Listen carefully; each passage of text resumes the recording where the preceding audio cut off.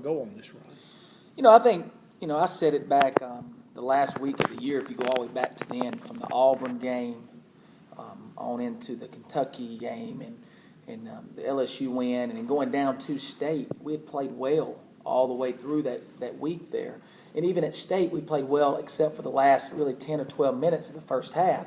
If we'd have played those last 10 or 12 minutes, then I think that would have been a different outcome there, because we outplayed them in the second half and outplayed them for the first 4 or 5 minutes, 6 minutes of the game.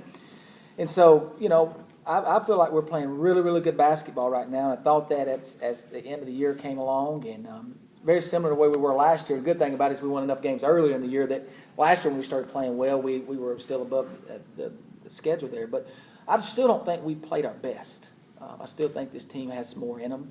I've seen it in practice. The last couple of days, we've practiced really, really well. And so I'm excited about seeing us take the floor again on Thursday, because I feel like we can have another big game.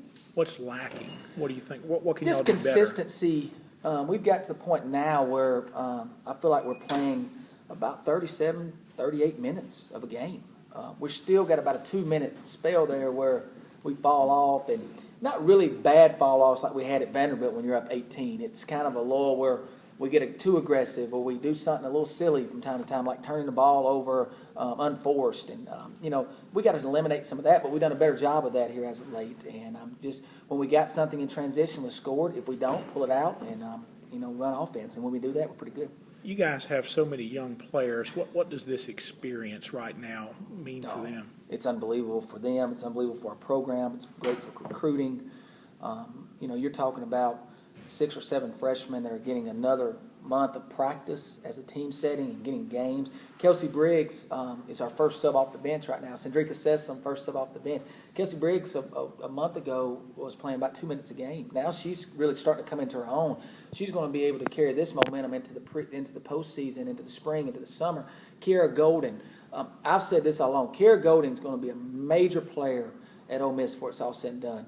She's not there physically yet and mentally, and that's what her hold-up's been. But here she's had a couple of good games here that she can carry that into postseason. So I'm just really excited for all of them. Obviously Queen and Cendrika and Erica and all those players that have played so much this year, they just keep getting better. But the ones that haven't played as much are getting minutes right now. Bretta Hart is getting better. Sarah Porter her and Bretta's minutes haven't been as good because the other kids in front of them are playing really well, but they're working their tail off every day in practice and doing great. The experience has been unbelievable for us. Is Kelsey your player that's going to kind of step into Tia's role next year? I think Kelsey's one of the most talented players in the country.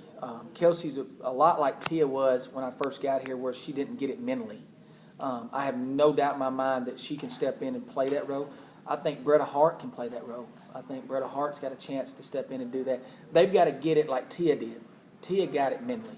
She understood that, okay, coach is going to be on me because he sees a lot in me, not coach is on me because he's mad at me. And, Tia and I still have battles from time to time, but Tia got it. And if those two kids have the talent to get it, Shaquila Joseph has the talent to do some great things for us. Precious Person sitting out. You're talking about 4 returning post players there that all are super, super talented. It's got good minutes that I feel real comfortable. We're losing 2 great players in Tia and Danielle, but I feel real good about those 4, and then, adding Janelle Williams with those 4, and then looking to add another post player. No matter what happens on Thursday night, I got a 6 a.m. flight out of Nashville, Tennessee that's taking me to San Francisco, California. And I've got an 11 p.m. flight out of San Francisco Friday night that's bringing me back into Memphis at 6:30 in the morning. So I've got a full 24-hour day on Friday because we've got to add another post player to our mix.